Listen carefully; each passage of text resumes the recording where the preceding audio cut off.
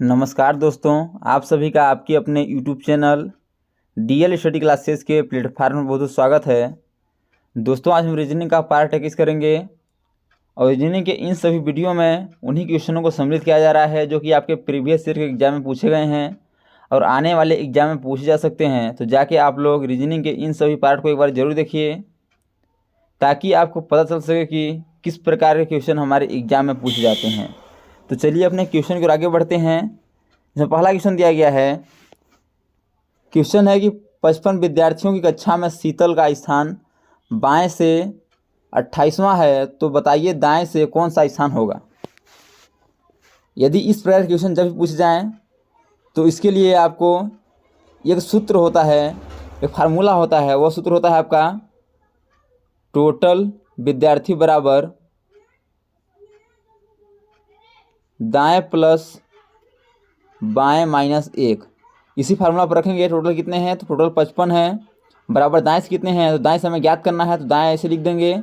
और बाएं से कितने हैं, तो बाएं से आपका 28 है और माइनस 1 कर देंगे तो हो जाएगा 27 हो जाएगा। तो 55 बराबर दाएं प्लस 27, तो 55 में 27 को माइनस कर देंगे तो बराबर हो जाएगा दाएं में।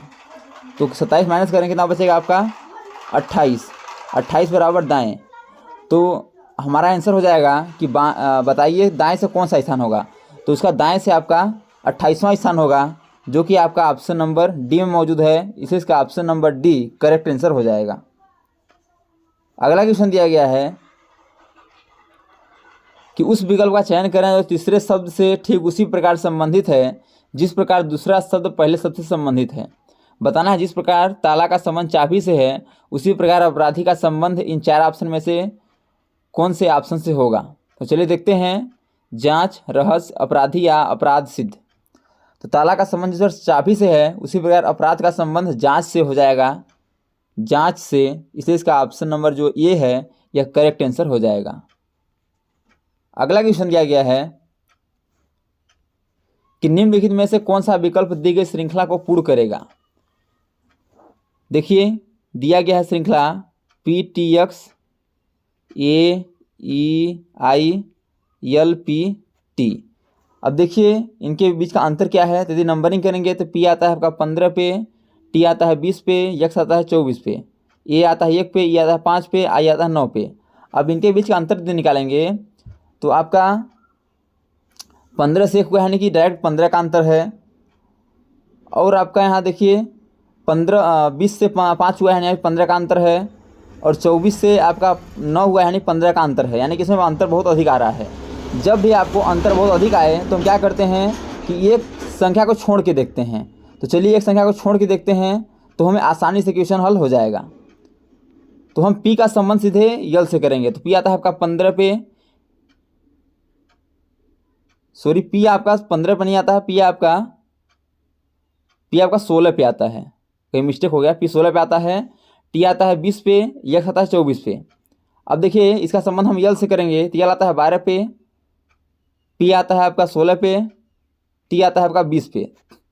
अब देखिए 16 से 12 हुआ है, माइनस का 4 हुआ है, 20 से 16 हुआ है नहीं माइनस का 4 हुआ है, और 24 से 20 हुआ है माइनस का 4 हुआ है। देखिए इसमें लॉजिक एकदम अच्छे समझ आ रहा है कि माइनस का 4 हुआ है। सेम इसी प्रकार हम AEI में भी माइनस का 4 कर देंगे। तो A आता है आपका 1 पे, E आता है आपका 5 पे, और I आता है 9 पे। तो हम 1 में -4 करेंगे तो 1 से फिर 26 हो जाएगा, फिर 25 होगा, और फिर आपका 24, फिर 23। तो किस में आ जाएगा आपका यह माइनस का 4 कर देंगे तो 23 आ जाएगा। तो 23 पे क्या आता है, 23 पे आता है W। फिर देखिए 5 में -4 करेंगे तो 1 आएगा, 1 पे आता है A, और 9 में -4 करेंगे तो आता है 5, 5 पे आता है E। तो WAE आपका करेक्ट आंसर हो जाएगा जो कि ऑप्शन नंबर डी में मौजूद है। इसलिए इसका option number D correct answer हो जाएगा। अगला क्वेश्चन दिया गया है कि किसी कूट भाषा में PRIMINTA को TROKPINTA के सी भी लिखा जाता है, तो उसी कुट भाषा में इंडियन को क्या लिखा जाएगा। तो पहले देखते हैं कि इसमें कौन सा लॉजिक लगा हुआ है। चलिए देखते हैं कि इसमें लॉजिक क्या है, और सेम उसी लॉजिक से हम इंडियन को हल करेंगे तो हमारा 4 ऑप्शन में से एक ऑप्शन करेक्ट आंसर हो जाएगा। तो पी आता है आपका 16 पे, आर आता है 18 पे, आई आता है 9 पे, यम आता है आपका 13 पे, आई आता है 9 पे, और एन आता है 14 पे, टी आता है 20 पे, और ए आता है 1 पे। अब नीचे नंबरिंग करेंगे तो टी आता है 20 पे, आई आर आता है 18 पे, ओ आता है 15 पे, के आता है आपका 11 पे, पी आता है 16 पे, के आता है 11 पे, सी आता है 3 पे, और भी आता है आपका 22 पे। अब देखिए 16 से 20 हुआ है, 18 से 18 हुआ है। यदि कि ऐसे हम करेंगे तो समझ नहीं आ रहा है। यदि हम क्रॉस मल्टीप्लाई कर देते हैं कि 18 से 20 हुआ है और 16 से 18 हुआ है, देखते जाइएगा आप। अब देखिए 9 से 11 हुआ है और 13 से 15 हुआ है। सेम उसी प्रकार 9 से 11 हुआ है, 14 से 16 हुआ है, और 20 से आपका 22 हुआ है, और आपका 1 से 3 हुआ है। यानी क्रॉस मल्टीप्लाई करके हम इसमें आंसर आ जाएगा। अब सेम उसी लॉजिक को हम इंडियन पर रखेंगे, INDIAN। देखिए आई आता है 9 पे, और आपका एन आता है 14 पे, डी आता है 4 पे, और आई आता है आपका 9 पे, ए आता है 1 पे, एन आता है 14 पे। सेम उसी लॉजिक को करेंगे तो क्या हुआ है कि सेम उसी लॉजिक में करके प्लस का 2 क्या है, क्रॉस करके प्लस का 2 करेंगे। तो यदि हम 14 को पहले करेंगे तो 14 में प्लस 2 करेंगे 16 हो जाएगा। क्या हो जाएगा, 16 हो जाएगा। और 9 को इधर करेंगे तो 9 2 11 हो जाएगा। फिर देखिए 9 2 फिर 11 हो जाएगा। फिर आपका जो है यह 4 है तो 6 हो जाएगा। फिर देखिए आपका 14 है तो आपका 16 हो जाएगा। देखिए कहीं गलत हुआ लगता है। देखिए फिर से कर देते हैं, क्रॉस करके देख लेते हैं। तो यदि क्रॉस करेंगे और प्लस 2 जोड़ते जाएंगे तो आई को पहले एन को क्रॉस करेंगे और आई को क्रॉस करेंगे, तो एन में 2 जोड़ देंगे क्या हो जाएगा, 16 हो जाएगा। और आई में 2 जोड़ेंगे क्या होगा, 9 में 2 जोड़ेंगे 11 हो जाएगा। अब देखिए डी और आई को क्रॉस करेंगे तो डी आप 4 है तो 4 पे है, और आई 9 पे है तो 9 पे है तो जाएगा 11 हो जाएगा आपका, 2 जोड़ देंगे तो। और डी 4 पे है तो 6 हो जाएगा। सेम उसी प्रकार ए और एन को क्रॉस करेंगे तो एन है आपका किस पर, 14 पे, और 14 में 2 जोड़ देंगे 16 हो जाएगा। और आपका ए है 1 पे, 1 में 2 जोड़ेंगे 3 हो जाएगा। अब इसे नंबरिंग कर देंगे। देखिए नंबरिंग जैसे ही करेंगे तो 16 पे आता है क्या, पी, 16 पे पी हो जाएगा, 11 पे आपका के हो जाएगा, फिर 11 पे के हो जाएगा, फिर 16 पे पी हो जाएगा, और आपका जो दिया गया है फिर 16 दिया गया है तो पी हो जाएगा।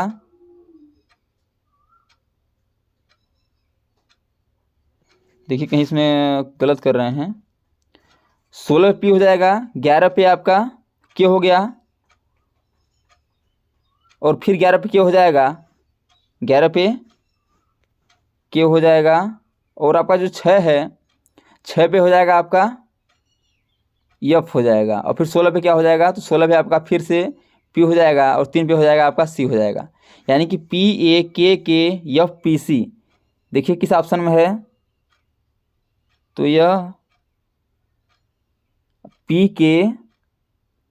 PKK FPC आपका ऑप्शन नंबर ए में दिया गया है, इसे इसका option number A correct answer हो जाएगा। अगला दिया गया है कि निम्नलिखित में से कौन सा विकल्प दी गई श्रृंखला को पूर्ण करेगा। यानी कि श्रृंखला दिया गया है और श्रृंखला में खाली स्थान में कौन सा ऑप्शन करेक्ट होगा। तो पहले से काउंटिंग कर लेते हैं, 1 2 3 4 5 6 7 8 9 10 11 12 13 14 15 16 17 18 ग्रुप है। तो या को 3 का बनेगा या तो 6 का बनेगा। तो 3 का बनाते हैं तो कुछ समझ नहीं आता है, हमको लॉजिक समझ नहीं आ रहा है, तो इसे हम 3 के ग्रुपिंग कर देंगे। यदि 3 का ग्रुपिंग करेंगे तो देखिए 3 का ग्रुपिंग करने पर कौन सा आंसर करेक्ट होगा। तो 6 का ग्रुपिंग कर रहे हैं, 2 4 6 1 हो गया, ये 2 4 6 और 2 4 6। अब देखिए यहाँ क्या है, डबल बी है, और यहाँ देखिए डबल सी है, यहाँ डबल सी हो जाएगा।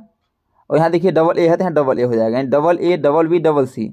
तो डबल ए डबल बी और डबल सी, यहाँ double A double B double C, A C B A हम ऑप्शन भरे हैं, तो A C B A option number C में है, इसलिए इसका option number C correct answer हो जाएगा। और क्रम क्या चल रहा है, तो double A double B double C, यह क्रम चल रहा है।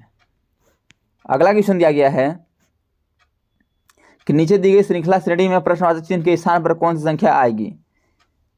एक आपको श्रृंखला दिया गया है, श्रेणी दिया गया है 301, 931, 131, 573, 179 और आपका 971। तो इसमें आपको समझ नहीं आ रहा है, यदि हम अंतर निकालेंगे तो अंतर बहुत अधिक आ रहा है। तो इसको पहले हम सम और विषम से देखेंगे। तो इसके इकाई अंक पे यहाँ देखिए विषम है, यहाँ भी देखिए विषम है, आपका इकाई अंक पे ध्यान दीजिएगा, यहाँ विषम है और यहाँ भी विषम है, यहाँ भी विषम है और यहाँ भी विषम है। यानी कि इकाई अंक पे क्या है, तो इकाई के अंक पे क्या है, तो विषम है, इकाई के अंक पे क्या है, तो विषम है। तो सेम उसी लॉजिक से हम देखेंगे कि यहाँ सम है तो नहीं होगा, यहाँ भी सम है तो नहीं होगा, ये भी सम है तो नहीं होगा। लेकिन जो 731 है, यहाँ पे इकाई अंक पे विषम है, तो यह option number D correct answer हो जाएगा।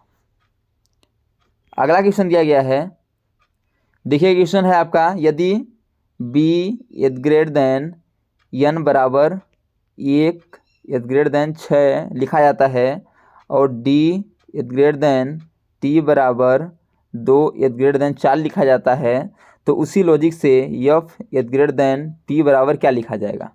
तो देखिए अब हम क्या करें कि b is greater than n को हम 1 इज ग्रेटर देन 6 लिख दें, तो b आता है आपका 2 पे और इज ग्रेटर देन को ऐसे कर देते हैं और n आता है आपका, n ग्रेटर को छोड़ देते हैं, n आता है आपका 14 पे और इसके बीच हम प्लस कर देते हैं, 16 हो जाएगा। और 16 हो जाएगा तो इन संख्या के बीच क्या करेंगे हम, 1 और 6 के बीच इज ग्रेटर देन कर देंगे, तो हमारा यह बन के तैयार हो जाएगा। सेम उसी लॉजिक से हम डी या टी पे करेंगे, तो डी आता है 4 पे और आपका यहाँ टी आता है आपका 20 पे, इसे जोड़ देंगे 24 हो जाएगा, 24 हो जाएगा तो 2 के और 4 के बीच इज ग्रेटर देन कर देंगे, क्या हो जाएगा 2 और 4। देखिए सेम उसी लॉजिक से हम करेंगे यफ आता है आपका 6 पे और पी आता है आपका 16 पे, तो 6 और 16 जोड़ देंगे तो 22 हो जाएगा, 22 हो जाएगा और इनके बीच इज ग्रेटर देन कर देंगे, तो ये 2 इज ग्रेटर देन 2।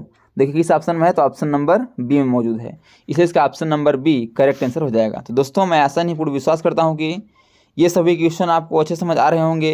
यदि क्वेश्चन में कहीं भी डाउट है तो आप लोग कमेंट बॉक्स जरूर बताइए, ताकि अगले आने वाले वीडियो में हम उस डाउट को अच्छे से क्लियर कर सकें।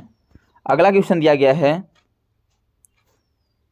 कि निम्नलिखित श्रृंखला में प्रश्न चिन्ह के स्थान पर कौन सी संख्या आएगी।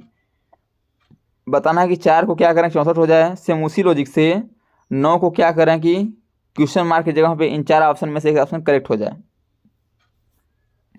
देखिए यदि 4 का हम क्यूब कर देते हैं तो 64 हो जाएगा। अब सेम इसी लॉजिक से 9 का क्यूब करेंगे तो क्या होना चाहिए 729 होना चाहिए, लेकिन 729 आपका ऑप्शन में नहीं है, तो यह लॉजिक आपका काम नहीं करेगा। अब दूसरा लॉजिक लगाते हैं, तो हम 4 का पहले स्क्वायर 4 गुणे 2 कर देते हैं तो क्या हो जाएगा 8 और 8 का स्क्वायर कर देंगे तो क्या हो जाएगा 8 8 64।